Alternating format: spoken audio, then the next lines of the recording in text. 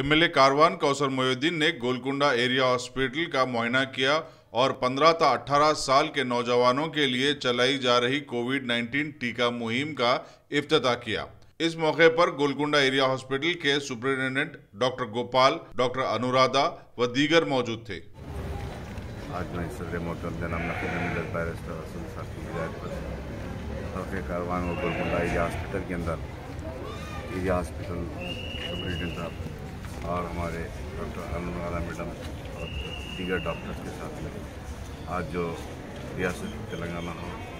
या तमाम हिंदुस्तान के अंदर जहाँ पर भी आज 15 साल से लेकर 18 साल की उम्र के लड़कों को या लड़कियों को जो टीका दे रहा है,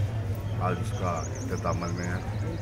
मैं इस मीडिया के ज़रिए तमाम से अपील करता हूँ जो आज तक भी जो फर्स्ट डोज हो या सेकंड डोज ना लिए, उन तमाम हजरात हल्के कारवान के अंदर, चाहे कारवान कुमरवाड़ी हो या वार्ड ऑफिस हो या गोलकुंडा एरिया हॉस्पिटल हो या एमडी लैन ओवैसी कम्युनिटी के अंदर, आप तमाम की सहूलत के लिए वहाँ पर सेंटर्स को रखा गया, वहाँ पर जाकर आप टीका ले सकते हैं। और इस मीडिया के ज़रिए तमाम से अपील करता हूँ जो हालात बढ़ते जा रहे हैं। हालिया में जनाब अकबरुद्दीन अवी साहब भी एक प्रोग्राम रखे थे और उसके बाद सदर मोहतरम जनाब नकीब मिल्लत बैरिस्टर साहब ने एक बहुत बड़ा प्रोग्राम पुराने शहर के अंदर भी रखकर अवेयरनेस रखे थे। मैं इस मीडिया के ज़रिए जो हालात बनते जा रहे हैं उन तमाम से गुजारिश करता हूँ आवाम से